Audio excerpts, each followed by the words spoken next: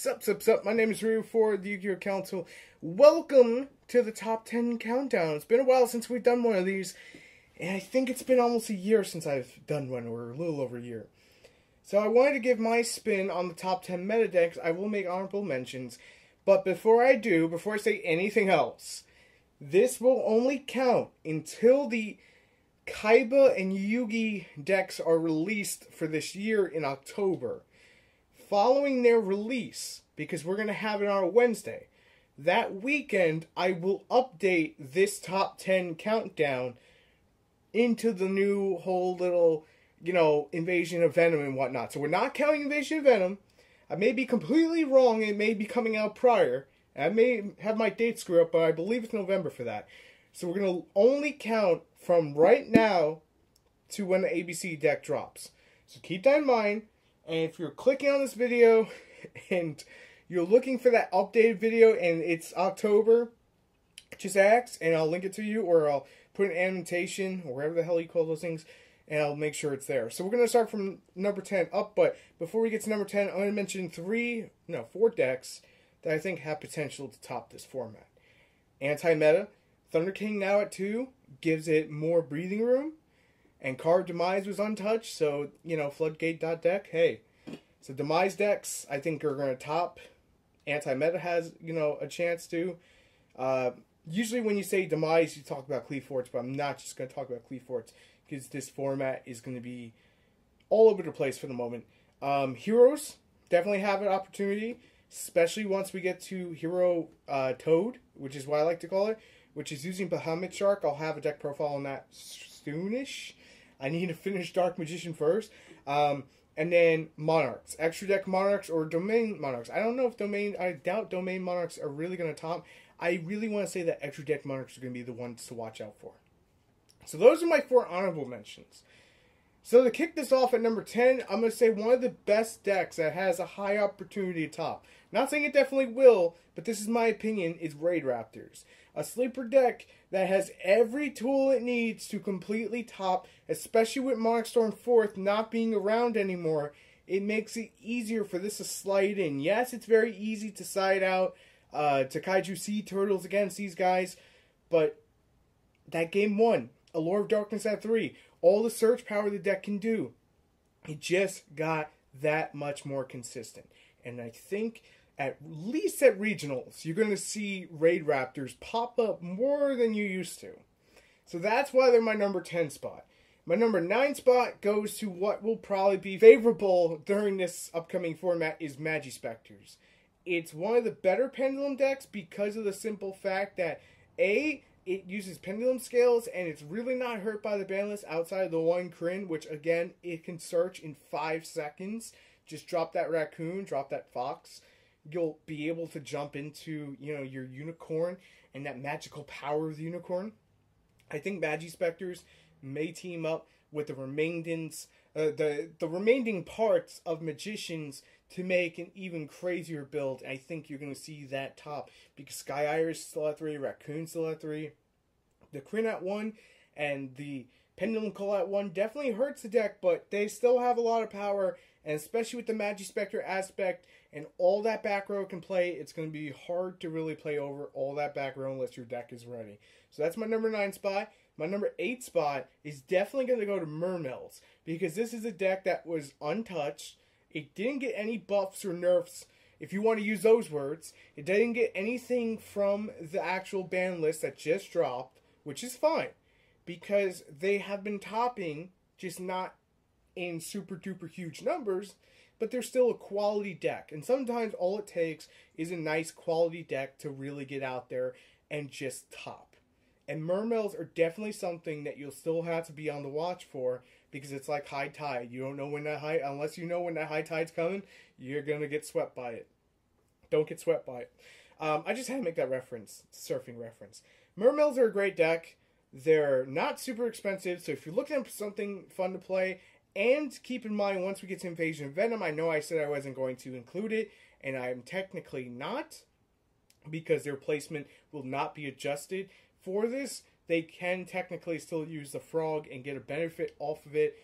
So there's that too, because the deck can spit out the Helmet Shark. So looking forward, you still have something you can build upon.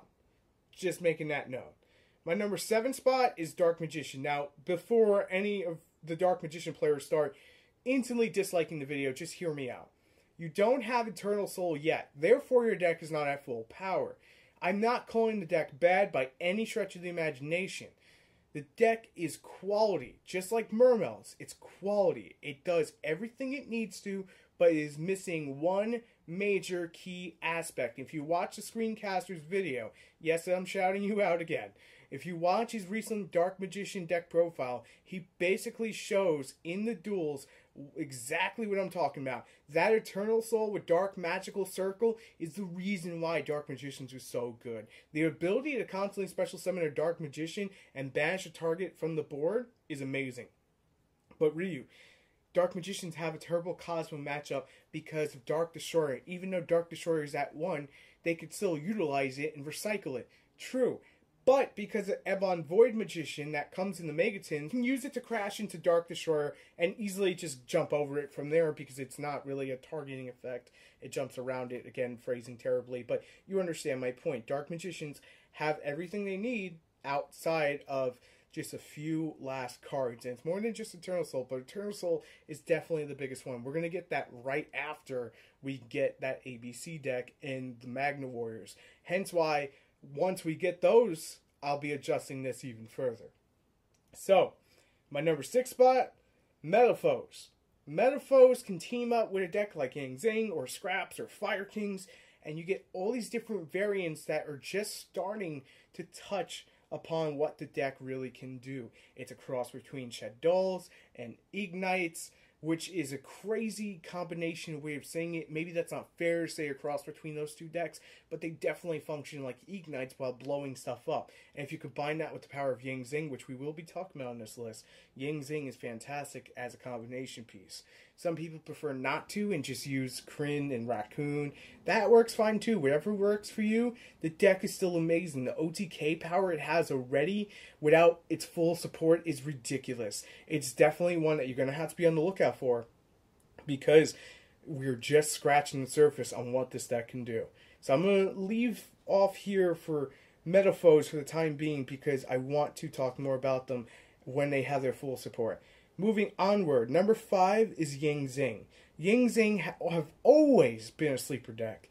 And I think now, since the format is slower to a degree, not a full degree, but slower to a degree, and people are understanding that Yang Zing's, their functionality is amazing and they go well with Metal Foes, and now that Monarch Storm 4th, a extremely played card, is limited, I think it's much easier for this deck to slide into that meta regional topping kind of position.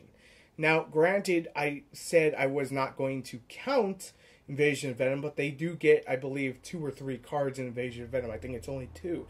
But again, for the time being, you can combine it with Metaphor and make one hell of a deck. But for some people, it's going to be a little bit harder to jump onto that boat. But Yang Zing, amazing sleeper deck, hence number 5. Now onto the big 4. These are the 4 I think we're going to commonly see over the next couple of months. Number 4, Cosmos. E-Tele Limited? Cool. We still have Cosmo Town at 3. We still have Gold Sark at 3. Guess what? Now you can search out any Cosmo card you need and put it straight into your hand. How to utilize it from that, I'm not 100% sure because I'm not a Cosmo player myself, and I'm only from the looking glass. I'm not in the glass. I'm like looking outside, seeing how you guys play it and trying to grasp it. So if I'm incorrect in anything I'm saying, please correct me in a fashionable manner that is respectable. But Cosmos have pretty much only lost E-Tele and Dark Destroyer. Not really a big loss when Cosmo Town's still at 3, which gives them that mulligan effect, which you can put shit back and, you know, go from there. It's like having a magical mallet for when your hands are dead. On top of that, they have Lure of Darkness to play at 3 now, because the deck has some darks, and they can make use of Dark Planet, which was a card that no one was running, and you're definitely going to see more of it. Due to time restraints, I'm going to basically stop talking about Cosmos for the time being, and start talking about Phantom Knights / Burning Abyss. I'm putting both here technically, because Phantom Knights and Burning Abyss go hand in hand to some degree. Yes, Burning Abyss were hit by Beatrice, no, they really weren't hit by anything else, and especially the fact that Allure of Darkness is at 3 makes the deck that much faster. The loss of Beatrice is a great one. But the fact that you can recycle it, and you still have 3 Dantes, and if you combine this with Phantom Knights and all their capabilities, yeah, you lost her, okay, it's limited. You know what? Phantom Knights, they make up for that part of the deck that you're not getting anymore. And Phantom Knights have been fantastic and proven themselves. You know, they have that back row. They could play through grind games like no one's business, and they still can. Burning Abyss still can. That Dante is still there. That Dante is definitely the heart of the deck. That's what Konami should have focused on, but that's not what this list is about. So definitely something you want to watch out for. Now the big 2. Blue Eyes is my number 2 spot. For right now, till when the ABC deck actually comes out, because we're counting the ABC deck and the Magna Warriors to some degree, but I haven't fully invested myself in Magna Warriors, so I cannot, in good justification, talk about Magna Warriors just yet. But Blue Eyes, for right now, all the way down, till when we get to October, is definitely the strongest contender outside of probably Cosmos, and possibly Yang Zing, because Yang Zing have a great matchup against Blue Eyes. Trust me, they do. I think Blue Eyes has everything it needs. It has every piece that it needed. It is the deck to beat right now. Get your Quarantines, get your Lighting Prison Mirrors, get your Winter Cherries. These are going to be big cards to play in against Blue Eyes and ABC. I can't talk highly enough about those cards, but different time for a different video. Blue Eyes is definitely meta. Whether I like it, or you like it, or we don't like it at all, Blue Eyes is meta. You need to understand how exactly to approach it, and I'm not trying to plug my own video for extra views, but if you guys need some help, there's a guide to your side, Blue Eyes, on the channel. If you would like me to, or need me to, just ask me. I will gladly link it to you, so you can actually get some things in there. And some very, very, very helpful people have also posted in the comment section some things I left out in that guide to your side, so you can find what works for you and go from there. Because I'm just trying to make sure that you can enjoy the game a little bit more than Konami wants you to. But Blue Eyes is definitely meta, definitely a top contender, has every aspect the deck needs to top. But, again, Cosmos, Yang Zing, great matchups against that deck. We'll have to see how it plays out. The big one. And I know there's going to be a shit fest of people saying, why didn't you put Deity? Because that's technically not till January, February. So, it doesn't count for this part of the list. But when I do the updated one, it most likely will.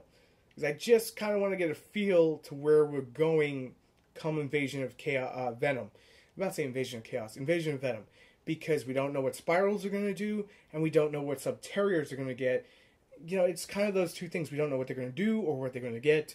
And then there's other decks that are still, you know, coming into flux, getting all their support. So we got to see how it plays out. And I don't want to comment on any of that because I know I'll probably regret it in about a week or two somewhere down the line. But ABC is definitely going to be meta. Whether it's a stun variant or whether it's a super hyper-aggressive variant with Cock-a-Doodle-Doo and Galaxy Soldier making that freaking Cyber Dragon Infinity, making it harder. This is the deck. This is the reason Winter Cherries is going up. This is the reason Winter Cherries is going up in price. Hands down. It is one of the biggest reasons. I would also argue to say Phantom Knights as well is another reason it's going up.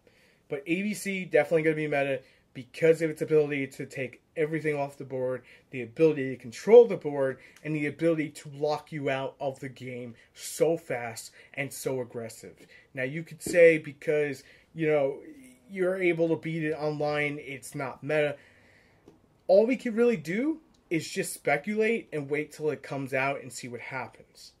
Just from experience, I think this deck power creeps out Blue Eyes.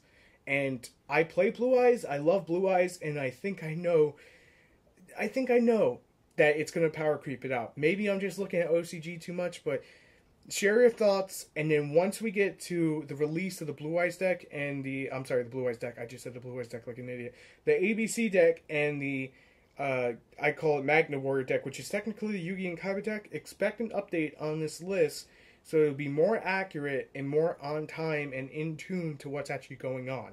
I think that's the perfect way to do these kinds of lists, and I'm just trying to further my quality in how I approach things, and it's not just for more views and shit. But you guys mean the world to me, so thank you for taking time out of your day.